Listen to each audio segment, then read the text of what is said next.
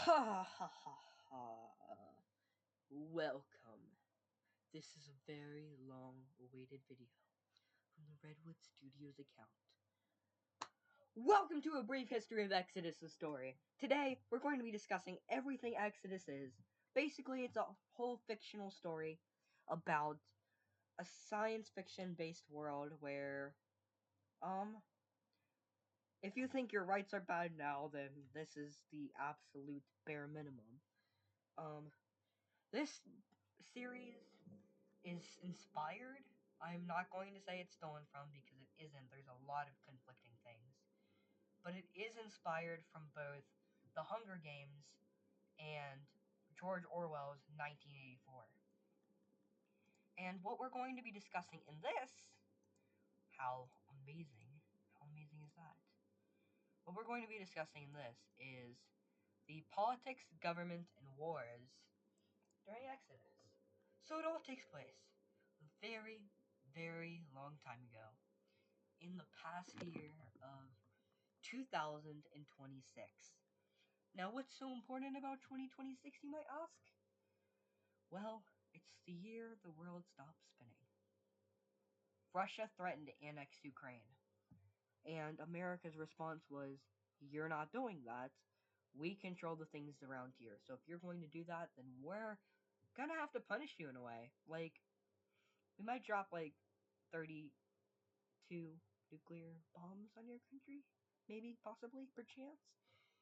And Russia said, "You do not want to play this game, bro. You just need to stop and quit what you're doing because it's not going to work on me. It worked during the idiots during the Soviet Union, but it's not going to work on me." And America said, "You know what? I'm not going to deal with this at all." So, the United States represented at United Nations in England this year. And their major concern was how they're going to respond to Russia annexing Ukraine. Now, they decided that they thought that a world war would be too problematic since there's two nuclear superpowers, America and Russia. And Russia just does not want to respond to us and try to be nice to us at all. They just said, "I don't like you guys, go away, or we'll nuke you." And America America kind of hated that. So their choice was either to do nothing and risk the deaths of millions of people and billions of people actually, or to go to war and risk the lives of millions or billions of people probably. You can probably guess by, history always repeats itself, on which one America chosen. Push your answer in the comments. They chose to do absolutely nothing. Because why would they? This isn't America's problem, this is Europe's problem. Goodbye. No, I don't care. Europe's a whole different continent away. Why should we care? But America's an idiot at this because they completely forgot that 95% of our allies are in Europe. But yeah, I know I'm literally ranting right now. Yeah, so they decided that, and what happened was Russia did the one thing Russia could do, and that's to go back in time and wish this never existed. Ha ha, boom, boom, baya, congratulations, the Soviet Union is back. What are we gonna do?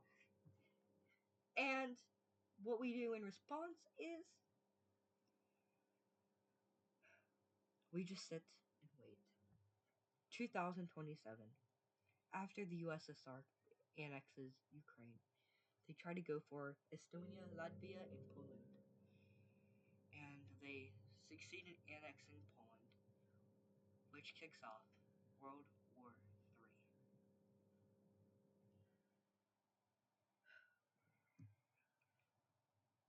The Allies decide to go against Russia, and they do a few battles here and there scattered through Europe, such as the Battle of London and everyone's favorite, probably. And it just goes on for another hell. A year later, 2028, they decide that in Almighty they choose that this shouldn't happen anymore. And they believed that, hey, we should just get rid of them by damaging them where it hurts. So the United Nations put up a whole plan on how to destroy the Soviet Union where it hurts. And they put a target, a nuclear target, a big, fat, red target on the capital city of Russia, if you don't know, which is Moscow! You mean, actually, I'm pretty sure I mean our capital. Live, laugh, love, communism. Anyways, after that, we nuke Moscow.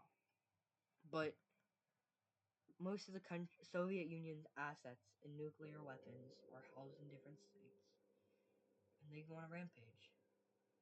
They're now promoting their latest product, a nuke, fit for every city and town in your area. Why wait? Just say mean comments about the Soviet Union on Twitter, and you'll get one shipped direct to your house. How efficient is that? All for the low price of $0. All you gotta do is put your input, your email, your address, and make a hate comment to the Soviet Union today. Call 555 Communism. Just kidding. They did go on a rampage and decided to nuke every city and town in Europe and Asia, which was very cute. Very, very mindful, very demure of Sir. Okay. I need to put a brain on. I swear to God, I'm like, my brain is deteriorating.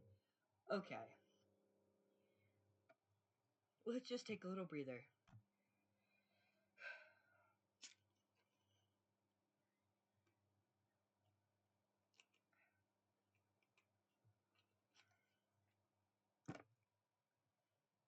Welcome back to a brief history of Exodus history!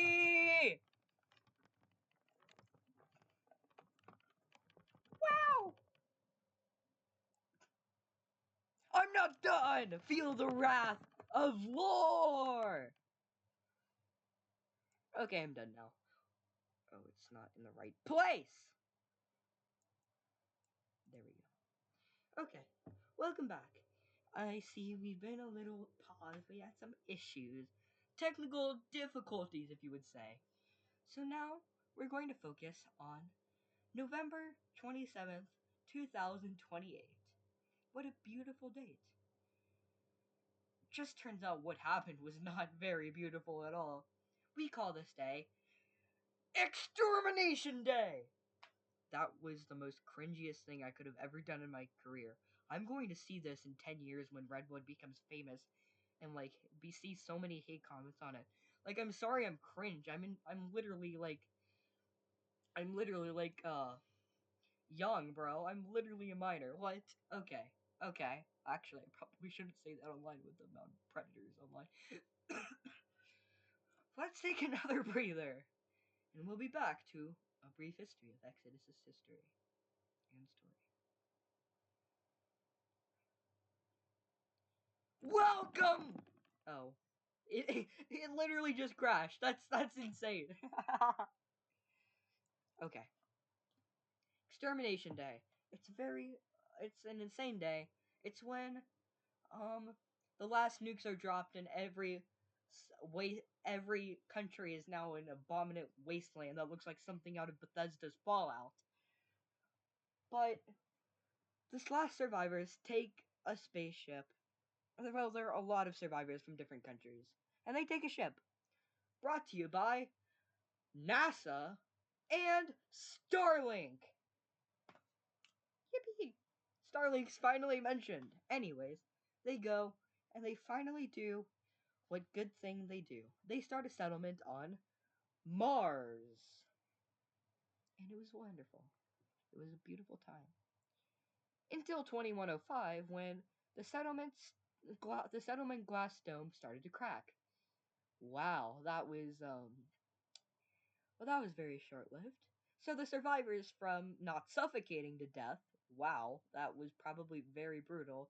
Thank God this won't be mentioned during the show. But they escape to a planet called Atlas. And Atlas is a whole lot like Earth.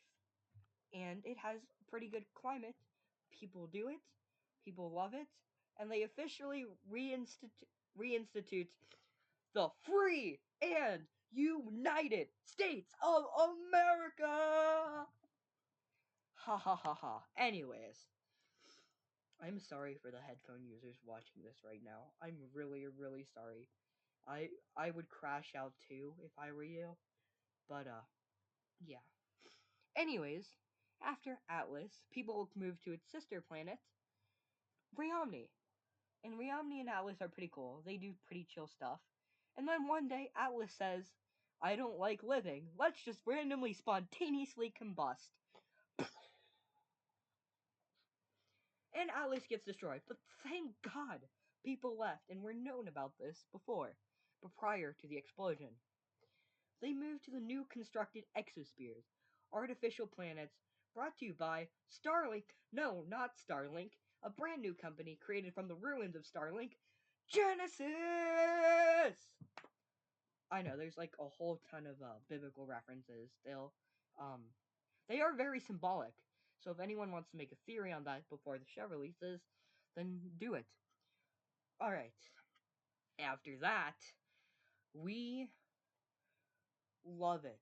Like, this is, by the way, this is currently the year 2340. And everything's good. Everything's great. We go into the 2350s, 2370s, 2380s. A new city is established in the Menamoso Desert, and it's called El Nair, which is part of the Federation with the recently annexed land.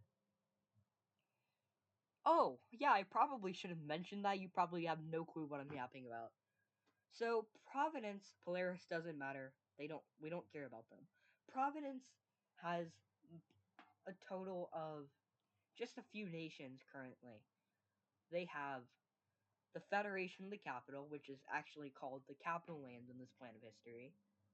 Then they have Monasteria, which is a monarchy. Then we have the Haiyan Province, which is a country based off of Asian culture. And lastly, we have the Peace and Disputed Lands, where no country can legally be considered an independent country there, because everyone owns that country. Then conflicts rise in the 2400s, and they're left with a choice on that they need to talk about this. Then Northern Monasteria says, we don't want to live under a monarchy. We get it. We like what you're doing, but that's just not how we want to live our lives. So Northern Monasteria declares independence and establishes a border, and now it's called a law-induced. Yes, there's laws, but it's an anarchy. There's just laws for strict stuff like murder and things I'm not legally allowed to mention on YouTube. But it's a law-induced anarchy. And this new nation, Northern Monasteria, is called Valos. Sorry about that. Inspired by this, the people of Al Nair decide to have their own independence revolution as well. And it's successful. They institute what's called a new state called Menamoso. And this works until the Federation says, or the Capital Land says, oh, that's cute. Yeah, no, that we're not doing that. Thanks for the offer, though. Hope this helps. And the people down there are like, we just wanted to peacefully become independent. Why are you being such a why are you being such a dick? But sorry, we're gonna censor that. Beep. Just kidding. They negotiate terms of surrender, and Federation regains the land. Now the people slowly get more angry that 2450 is the day they just finally get riled up and say, to heck with this. We can live better than what we're currently living.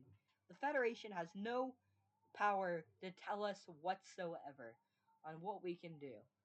I don't care for your opinions. They are stupid and ignorant.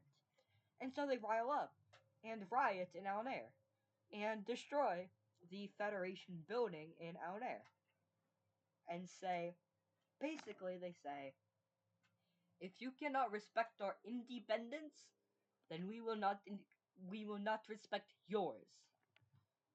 Now, that was a lousy translation of what they said because in Arabic.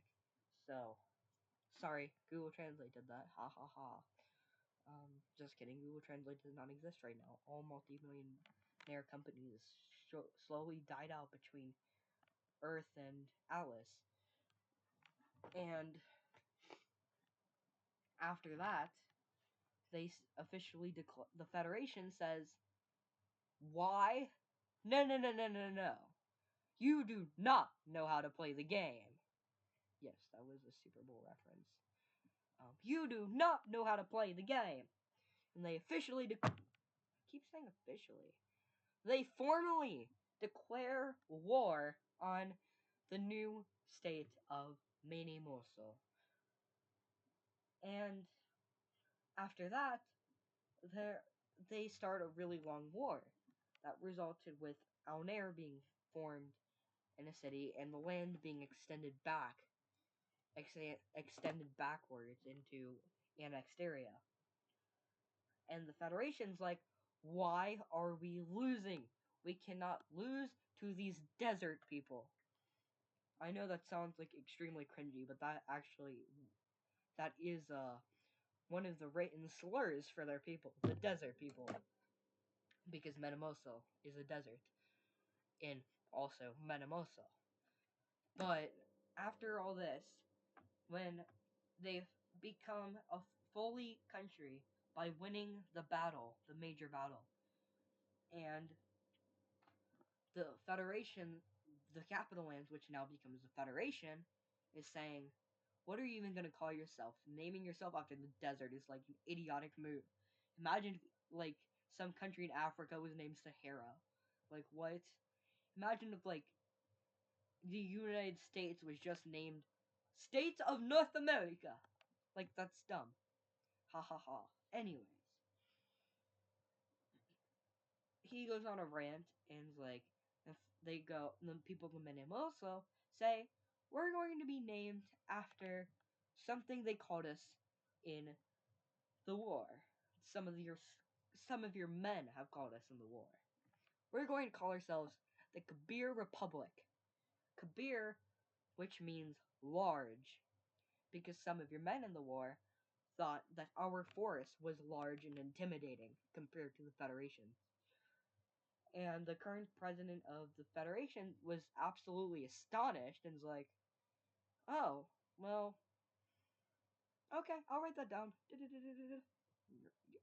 guess you're good to go? Soon after, inspired by the revolution, the people of the eastern half of the Federation say, we want our own culture. We're going to incorporate the best of the best. And we will live like the culture we strive to be by.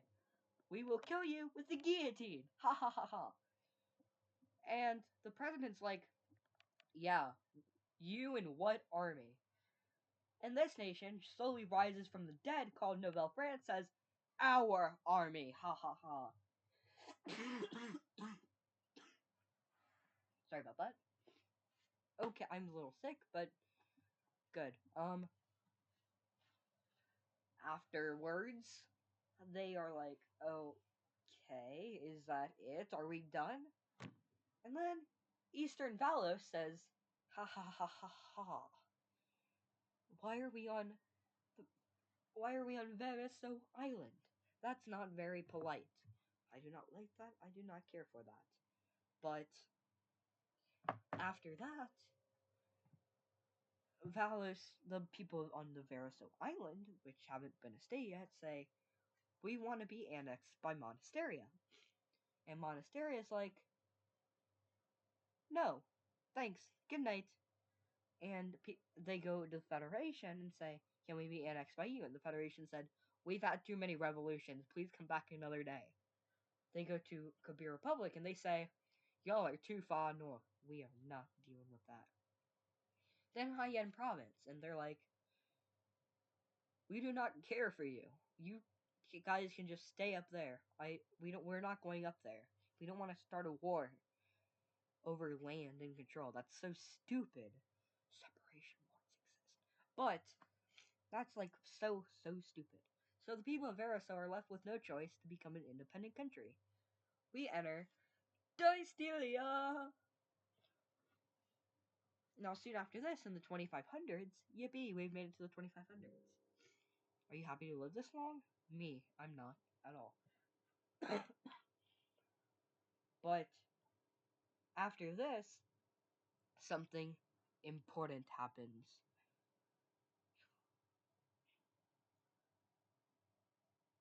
The next election. Oh my god. The next election year, which is 2550. I know there's a lot of election years before that, but this is the one that's important. 2550 is against President James Carter or President Maurice Feldsworth, with James Carter's proper slogan saying, "The Federation will strive as long as we believe that in our hearts," which is kind of cheesy. While Fellsworth decided to make it a social media campaign by saying, hashtag Federation for Fellsworth! Ha ha ha. But, yeah.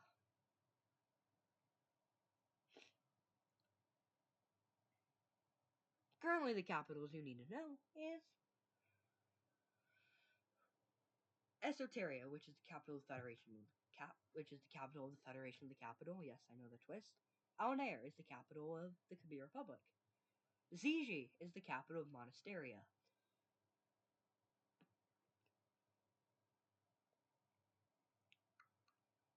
Coperniche is the capital of Nouvelle France.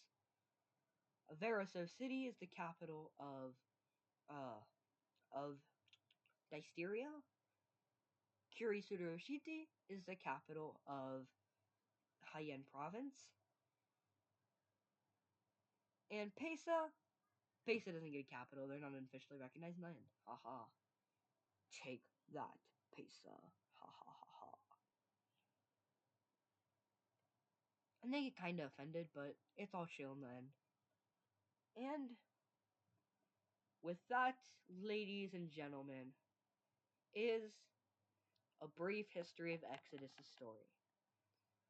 If you would like a part 2, please comment in the description if you would like one. Or not the description. Oh my god, I'm an idiot. Please comment in the comments if you want a part 2 of a brief history of Exodus' story, where we'll be covering some more detail. Or if you want a more descriptive version, if you comment the video, we may make a up to 1 hour and 30-minute video explaining the entire lore from start to finish, not leaving out any details. Well, thanks for watching, and we hope you enjoyed the brief history of Exodus' story. Thank you.